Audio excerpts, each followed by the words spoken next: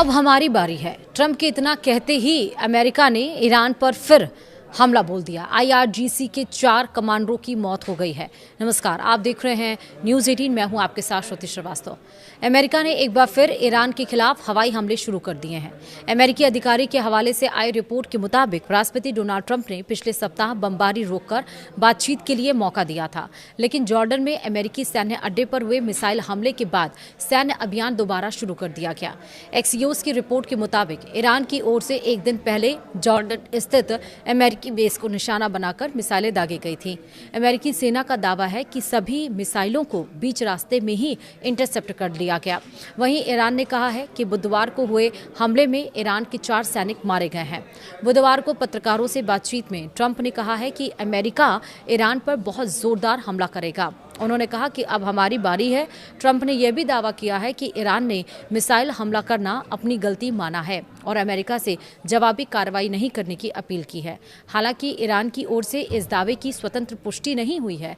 Report के अनुसार Trump प्रशासन ने इससे पहले लगातार 13 रात तक ईरान के सैन्य ठिकानों पर हमले किए थे और इसके बाद बातचीत की संभावना को देखते हुए बमबारी अस्थायी रूप से रोक दी गई थी।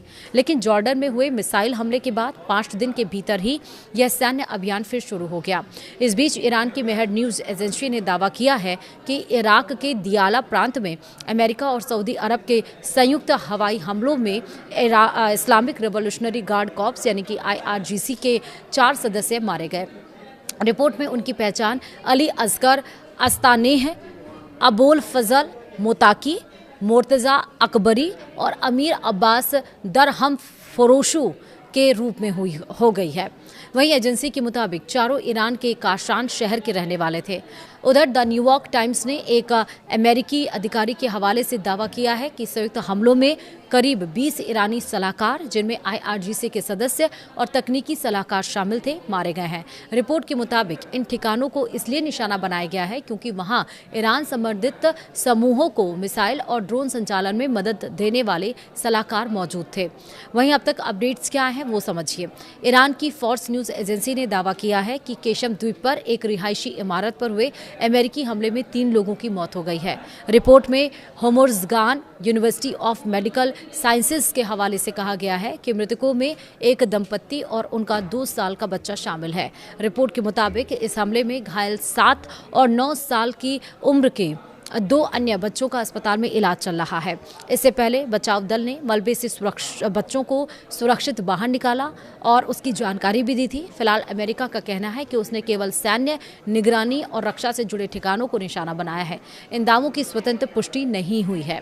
दूसरा, ईरान ने हॉर्मुज़ जल डमरूमध्य के संयुक्त प्रबंधन को लेकर ओमान के प्रस्ताव को खारिज करते हुए अपना नया प्रस्ताव पेश किया है। दोनों देश अंतिम समझौते की शर्तों पर बातचीत जारी रखे हुए हैं।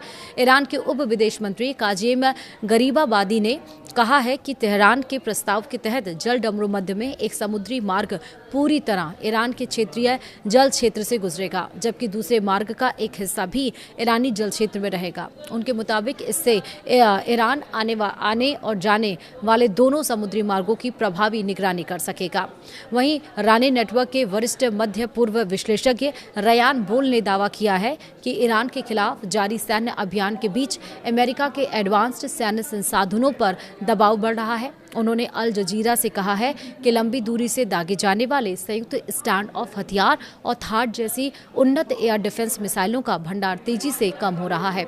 उनके मुताबिक कई रिपोर्टों के अनुसार पेंटागन के योजनाकार भी इन हथियारों की उपलब्धता को लेकर चिंतित हैं।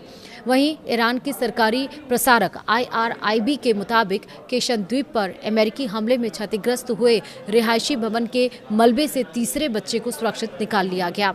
रिपोर्ट के अनुसार बचाव अभियान अभी भी जारी है। रिपोर्ट में कहा गया है कि अमेरिकी हमले का निशाना बना भवन 5 सदस्यों वाले एक परिवार का था। इससे पहले 2 बच्चों को मलबे से निकालकर अस्पताल पहुंचाया गया था।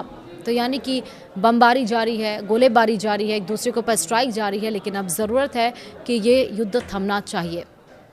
फिलहाल वीडियो में इतना ही। नमस्कार।